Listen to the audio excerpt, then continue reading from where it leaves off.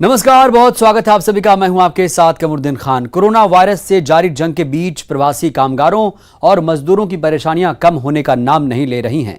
Lockdown के मारे कामगार और मजदूर रूह कंपा देने वाले हालात में घर वापसी का सफर कर रहे हैं। इतना ही नहीं, सब कुछ झेलकर गांव पहुंचे मजदूर भी इस बात से हलकान हैं कि आखिर वो गांव में करेंगे क्या। साथ ही आपको उस गांव की कहानी बताएंगे जो कई दशक पहले कोरोना जैसी महामारी का शिकार बन अपना वजूद खो बैठा। अगले आधे घंटे इसी तरह की तमाम खबरें हैं, जो खबरें तो हैं कोरोना काल की, लेकिन ये खबरें हैं जरा हटके।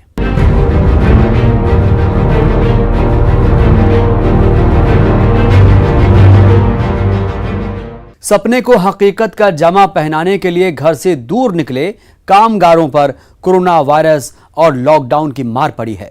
मार ऐसी पड़ी कि आने वाले भविष्य में तारीखें इसकी गवाही देंगी। सारे ऐशो आराम और अपनी चार दीवारी की पुख्ता सुरक्षा के बीच कोरोना संकट काल में प्रवासी कामगारों की लाखों लाख दिक्कतें और उनका दर्द आपकी अंतरात्मा को झकझोरता जरूर होगा। रतलाम के आलोट से उत्तर प्रदेश के जालौन जा रहे राजेश कुमार की हकीकत जानकर आपका कलेजा मुंह को जरूर आ जाएगा। गुना जिले में नेशनल हाईवे किनारे बबूल के पेड़ की छांव में सुस्ता रहे राजेश कुमार और उसके परिवार पर कोरोना वायरस की ऐसी मार पड़ी कि घर वापसी का रास्ता ही सूझा।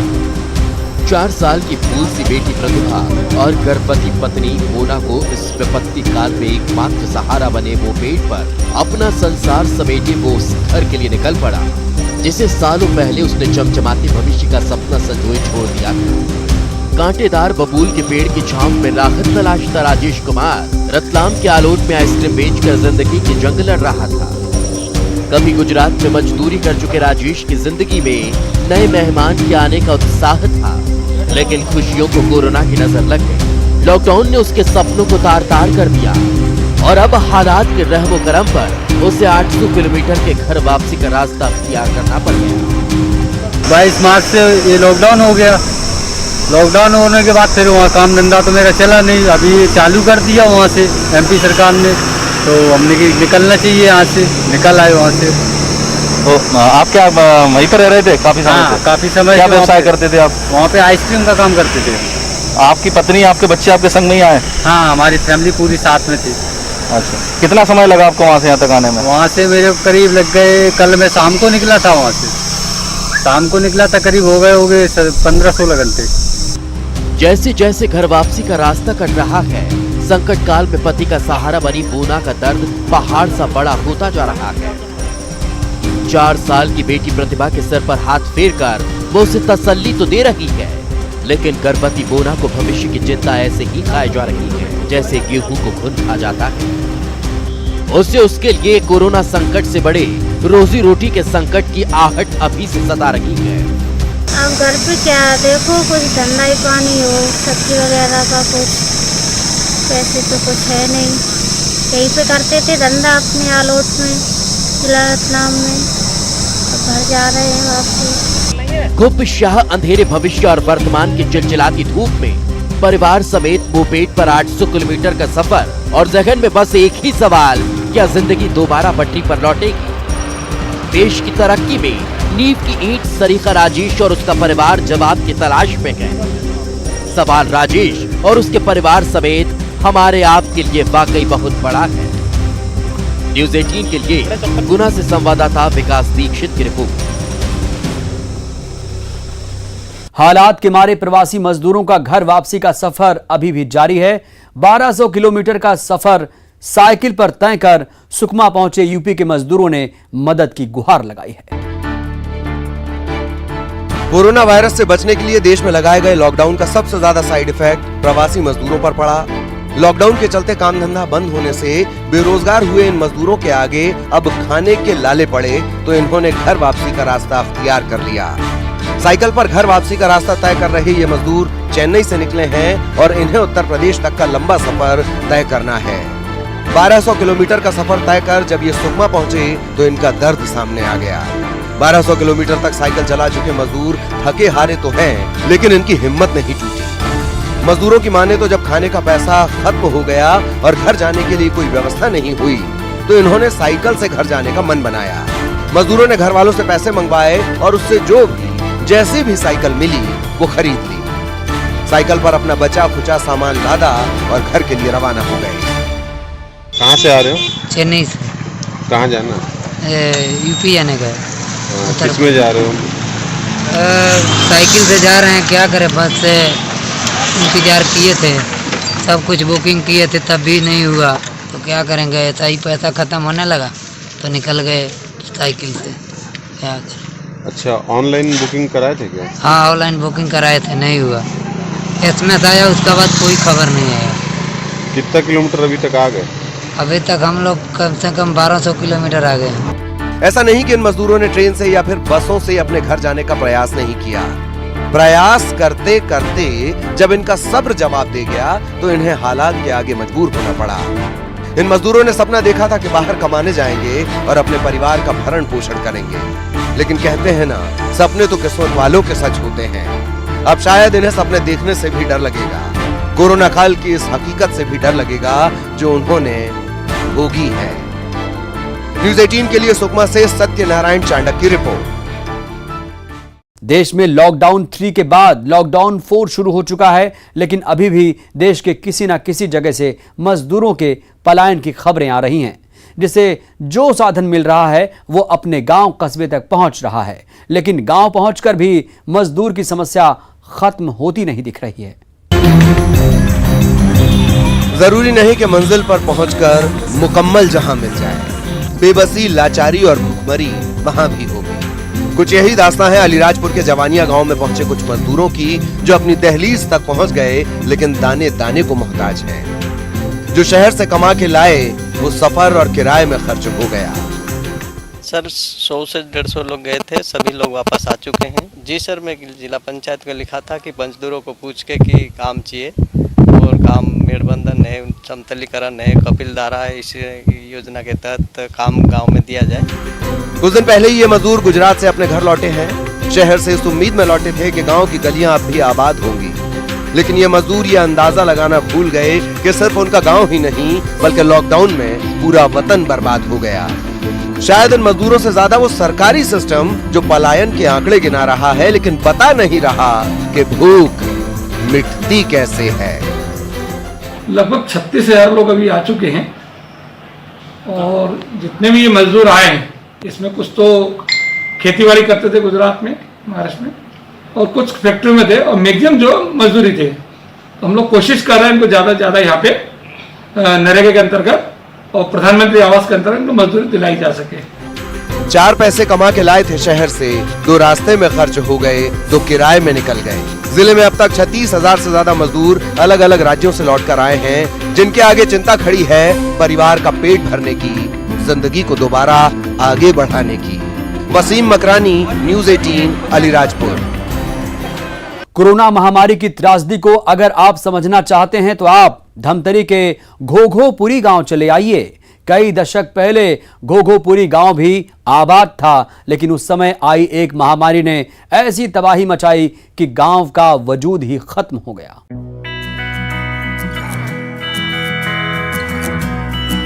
कोरोना महामारी के संकट के बीच धमतरी का घोघोपुरी गांव अब चर्चा में है। जिले के नगरी ब्लॉक के घटुला नगर पंचायत का आश्रित गांव घोघोपुरी राजस्व रिकॉर्ड में तो दर्ज है, लेकिन हकीकत में यहाँ वीरानी छाई है। दशकों से चली आई वीरानी का जिम्मेदार उस वक्त पर कोरोना जैसी ही आई किसी महामारी को बताया जाता है। दशकों पहले आई उस महामारी का प्रकोप ये हुआ कि जो जहां था वहीं खत्म हो गया। जो लोग किसी तरह महामारी के प्रकोप से बचे वो जान बचाकर भागे और फिर लौट कर कभी इस गांव की तरफ देखा तक नहीं। और महामारियां किस तरह से त्रासदी लाती हैं कि पूरा जड़ मूल से नाश करती हैं, ये गांव उसका आज प्रमाण है। आज आपको एक बार नज़ारा मैं दिखा दूं, ये चारों तरफ देखिए, कहीं कोई घर, कोई बस्ती, कोई इंसान, कोई बसाहट, कहीं आपको कुछ नज़र नहीं आएगा। आज इस गांव की पहचान या कह लें या अवशेष कह लें, वो सिर्फ ये एक गश्ती का पेड़ है और इसे मान्यता है कि ये देवी है, इनका नाम है लिंगो देवी। गांव के लोग यहाँ आते हैं और पूजा पाठ भी करते हैं, लेकिन कहा जाता है कि दशकों पूर्व किसी महामारी ने जब इस गांव में अपना तांडव मचाया था, उसके बाद यहाँ जितने भी लोग बसे हुए थे वो सब इस बस्ती को छोड़कर चले गए और जो रह गए उनकी जान नहीं बच सकी। आज ये गांव पूरी तरह से वीरान है। यहाँ आने जाने के लिए कोई रोड, कोई रास्ता नहीं। बालका नदी को पैदल पार करके ही यहाँ पहुंचा जा सकता है। कुछ खेत ही हैं जहाँ फसल लगाई जाती है और एक पेड़ है जिसके बारे में कहा जाता है कि इसमें एक देवी का वास है। कभी कभार लोग पूजा पाठ करने आते हैं। देवी और कुछ मकानों के अवशेष भी यदा कदा खुदाई में निकले हैं।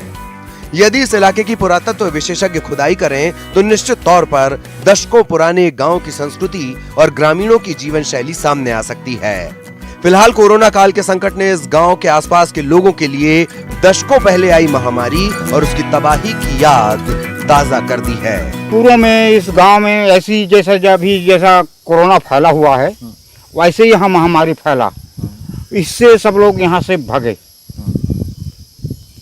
तो ये कुछ जानकारियां ही बच गई जो बताती कि यहाँ पर एक गांव था। दूसरा ये एक देवी, लिंगो देवी बची हैं जो कहती हैं कि यहाँ पर कभी कोई गांव था, क्योंकि लोगों की आस्था अभी भी जुड़ी हुई है। कहना का मतलब ये है कि महामारी किस तरह से इंसानी आबादी को नष्ट करती है और ख़त्म कर देती है, ये गांव उसका एक सबसे बड़ा प्रमाण है। अभिषेक पांडे, न्यूज़ 18, घोघोपुरी। हालात का हवाला वो देते हैं जिनके खून में पानी होता है। नामुमकिन को मुमकिन बनाने वाला ही असल इंसान होता है। आज हम बात कर रहे हैं एक ऐसे योद्धा की जिसने मुश्किलों को ही अपनी मंजिल बना लिया, और फिर क्या, वो आप देखिए। इरादे मजबूत हो तो हर मुश्किल घड़ी में भी मंजिल मुमकिन है। लॉकडाउन में भले ही कुछ लोग खाली समय को कोस रहे होंगे, कुछ बस दिन काट रहे होंगे, लेकिन सतना जिले के रहने वाले छोटू ने लॉकडाउन के लम्हों को इतिहास में बदल दिया। खाली समय में 42 साल के छोटू ने अपनी पत्नी के साथ मिलकर अपनी ही जमीन पर कुआं खोद डाला। घर के ओझा बैठे से हम लोग दोनों प्राणी सोच रहे थे कि कौन कुआं खन लिए कोरोना के जरिए से, कहीं जा नहीं पा रहे, जंगल हार कहीं नहीं जाते, सब लोग घर ही पे रहते हैं, तो थोड़ा बहुत खन दिए हैं और 10 हाथ के लगभग खने हैं। उसमें पानी निकल ही आया है और वो अब उससे सबको विकास कर रहे हैं और सब लोगों को निस्तार करने देते हैं। जंगल हार जाने नहीं पाते और सब लोगों को पानी के लिए विकास करते हैं। और यहाँ थोड़ा से साग सब्जी लगाए हैं, वो सब लोगों को देते पीते हैं।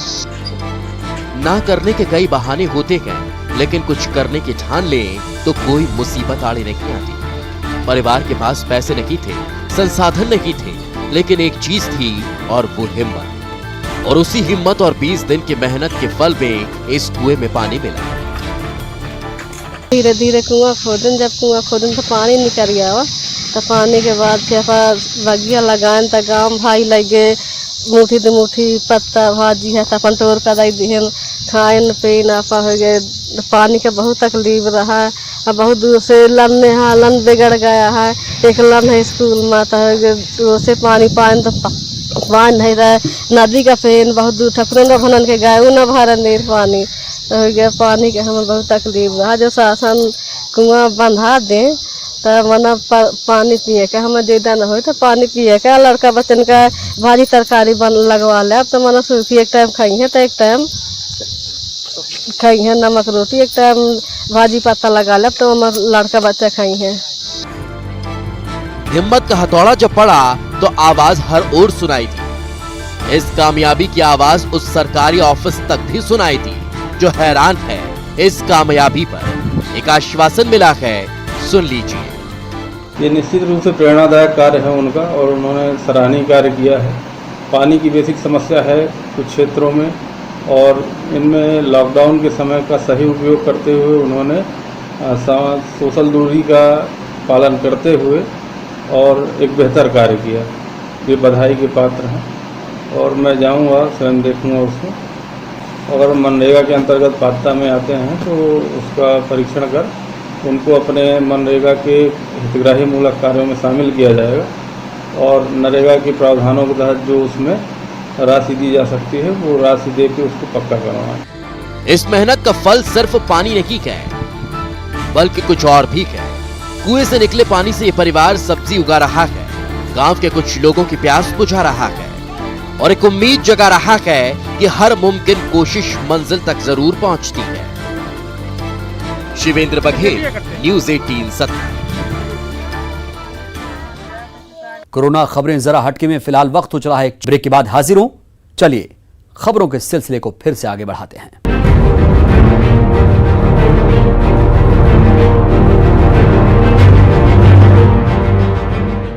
क्या आपने 230 साल के पुराने पेड़ को देखा है? धमतरी के जंगल में वन विभाग ने 230 साल के एक पेड़ को संरक्षित करके रखा है। इस पेड़ को काटने की मनाही है। 230 साल से ये पेड़ हमें प्रकृति को, पर्यावरण को, पेड़ों को बचाने का संदेश देता चला आ रहा है। बड़ी उम्र के वृक्षों में ज्यादातर बरगद ही देखने को मिलता है, लेकिन छत्तीसगढ़ के धमतरी में डोंगर दुला के जंगल में एक तेंदू का पेड़ है जो करीब 230 साल की उम्र का है। अगर आज से इसको जोड़कर देखा जाए तो इसका जन्म करीब 1790 के आसपास बैठता है। आज ये पेड़ करीब 35 मीटर ऊंचा हो चुका है। इसके तने की गोलाई 294 सेंटीमीटर के करीब है। तेंदू के पेड़ कभी इस तरह से सीधे और इतने मोटे नहीं होते, और इन्हीं सब खासियत के बाद विभाग ने पाया कि ये पेड़ अलग है। इसकी खासियत को देखते हुए इसे संरक्षित श्रेणी में रखा गया है और इसे ब्रह्म तेंदू नाम दिया गया है। हम जो कह रहे हैं कि दावा कर रहे हैं 230 साल है, किस आधार पे अपन ये समझते हैं? अराउंड 60 के लगभग को 25 वर्ष माना जाता है। उसके बाद में ये अपना जवान की पोजीशन में आता है। जवान की पोजीशन में आने के बाद में ये प्रति वर्ष 101 सेंटीमीटर गर्थ वाइज ग्रोथ बढ़ाता है अपना। उसके हिसाब से जैसे इसको अभी नापेंगे तो जितना उस में आएगा तो प्लस माइनस करके उसको 25 साल का एज बढ़ा करके 230 साल के आयु का माप। डोंगर दुला का जंगल बेहद घना है और असंख्य बड़े और ऊंचे पेड़ हैं, लेकिन इन सब के बीच ये ब्रह्म तेंदू अलग ही नजर आता है। वन विभाग ने इस पेड़ के पास एक बोर्ड भी लगाया है जिसमें इसकी उम्र, ऊंचाई, गोलाई समेत इसका जीपीएस लोकेशन भी दर्ज है। आमतौर पर तेंदू के पेड़ 15 साल की उम्र में ही कटवा दिए जाते हैं, लेकिन इस पेड़ पर कुल्हाड़ी चलाना प्रतिबंधित है। एक विशेष टीम रोजाना आकर इसे देखती है और खास ख्याल रखती है। नगरी रेंज के डिप्टी रेंजर की माने तो गर्मी में जब आग लगने की घटनाएं ज्यादा होती हैं, तब भी स्टाफ इस ब्रह्म तेंदू की हर तरह से सुरक्षा में जुटा रहता है। डिप्टी रेंजर की माने तो ये पेड़ 1000 साल तक जीवित रहता है और जब तक ये प्राकृतिक रूप से स्वस्थ रहेगा इसका इसी तरह से संरक्षण किया जाएगा। हमारे यहाँ समिति सुरक्षा के सदस्य प्रतिदिन निगरानी रखते हैं। किसी को कुल्हाड़ी से मारने या काटने की अनुमति नहीं है और इसकी संरक्षण बहुत अच्छी देखभाल से करते हैं। आग के सीजन में अति आवश्यक रूप से इसकी निगरानी में सुरक्षा श्रमिक लगे रहते हैं। ठीक है, अगर इसे इसी तरह सुरक्षित रखा गया अच्छे ढंग से तो कितने साल और जी सकता है? उम्र कितनी होती है इसकी? वैसे तो वृक्ष की आयु को नहीं कहा जा सकता, लेकिन आम जन के और पूर्वजों के माने हुए अनुसार में 1000 साल तक का जीने का क्षमता रखता है। पर्यावरण का संरक्षण बिना जंगल को बचाए नहीं हो सकता और ये 230 साल पुराना ब्रह्म तेंदू हमें प्रकृति को, पर्यावरण को, पेड़ों को बचाने के लिए प्रेरित करता है। वन विभाग चाहता है कि सभी लोग जंगल में आकर इसे देखें और इसके बारे में जानें और जंगल की कीमत समझें। न्यूज़ 18 के लिए धमतरी से अभिषेक पांडे की रिपोर्ट। लॉकडाउन के दौरान अपने लाचार पिता को गुड़गांव से दरभंगा लाने वाली ज्योति कुमारी की हिम्मत को दरभंगा जिला प्रशासन ने भी सैल्यूट किया। जिला प्रशासन ने दरभंगा की बेटी को आगे हर संभव मदद का आश्वासन दिया। एक रिपोर्ट।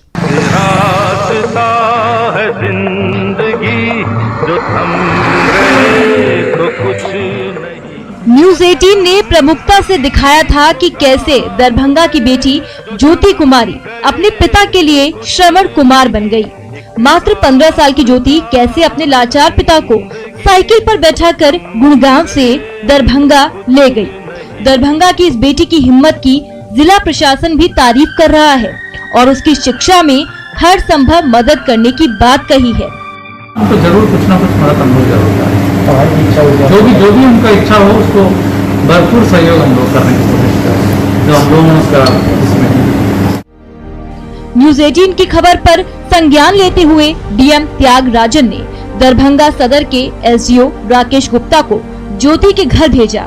ज्योति के घर पहुंचकर एसडीओ ने पूरे परिवार का हाल जाना और ज्योति कुमारी के हौसले को सलाम करते हुए उसके परिवार को मदद का आश्वासन दिया। 8वीं तक पढ़ी हुई है, 9वां में यहाँ पे इसका एडमिशन करवाएंगे और जो भी और व्यवस्था सरकार की तरफ से जो हम लोगों की योजनाएं चल रही हैं, इसके परिवार को जो भी लाभ होना होगा वो हम लोग करवाएंगे, इनके पिताजी को और इनके परिवार के सभी लोगों को। फिलहाल ज्योति कुमारी और उनके पिता मोहन पासवान 14 दिनों के लिए क्वारंटीन सेंटर में हैं। लॉकडाउन में अपना सब कुछ गुड़गांव में छोड़कर आए इस परिवार को अब उम्मीद है कि जिला प्रशासन से मदद मिलेगी। न्यूज़ 18 के लिए दरभंगा से विपिन कुमार दास की रिपोर्ट।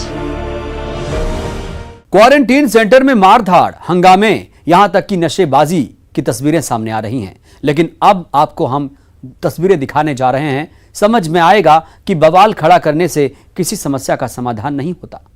सकारात्मकता परेशानी को आधा कर देती है। रिपोर्ट देखिए आप।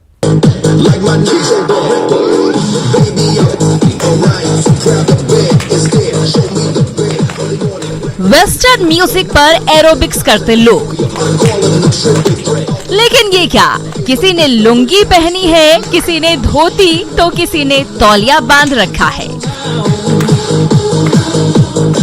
जी हाँ, वो इसलिए कि ये किसी योगा ट्रेनिंग सेंटर या डांस क्लास की तस्वीर नहीं है। ये नजारा है रोहतास के तिलौथू प्रखंड के पतलूका मध्य विद्यालय क्वारंटीन सेंटर का, जहां 81 प्रवासी श्रमिकों को क्वारंटीन किया गया है। ये लोग व्यवस्था में कमियां निकालने के बजाय खुद को तंदुरुस्त रखने में जुटे हैं और इन्हें साथ मिल रहा है क्वारंटीन सेंटर प्रभारी अनिल कुमार सिंह का, जो इन श्रमिकों के साथ खुद भी सुबह शाम संगीत की धुन पर एक्सरसाइज करते हैं।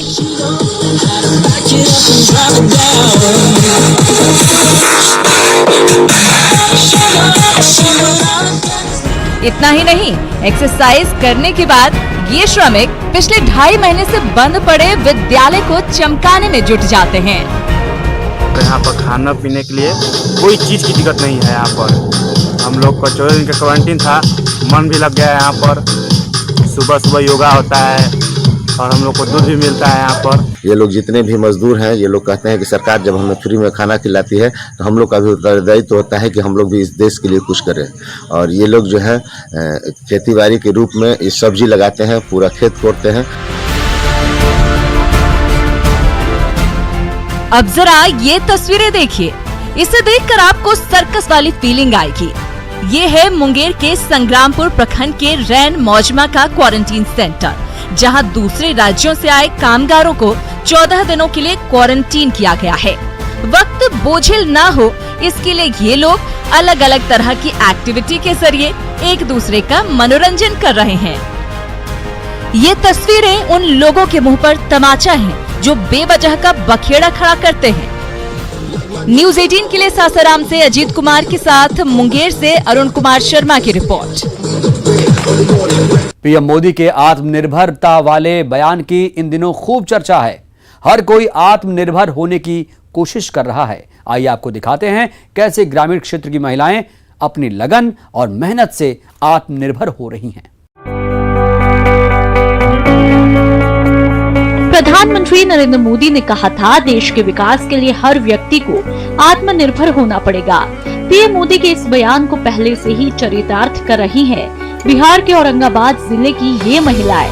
नक्सल प्रभावित मदनपुर प्रखंड की ये महिलाएं जैविक खेती कर न केवल अपने परिवार का भरण पोषण कर रही हैं, बल्कि जरूरत पड़ने पर दूसरों को भी आर्थिक मदद पहुंचा रही हैं। सब्जी से आमदनी हम लोग के एक बाजार हफ्ता में मन समझिए कि 2000 रुपया 3000 रुपया आता है हम लोग का सब्जी से। हम लोग रह रहे हैं और बच्चा लोगन के अच्छा से पढ़ा लिखा रहे हैं, बच्चा लोगन भी सुरक्षित हैं, इससे मेहनत कर रहे हैं हम लोग। इन महिलाओं को आत्मनिर्भर बनाने में अहम भूमिका निभाई है नाबार्ड की MEDP योजना ने। इस योजना के माध्यम से इन महिलाओं को न केवल आर्थिक मदद मिली बल्कि जैविक खेती के लिए भी प्रशिक्षण दिया गया। महिलाओं की लगन और उनकी मेहनत देखकर नाबार्ड के अधिकारी भी खुश हैं।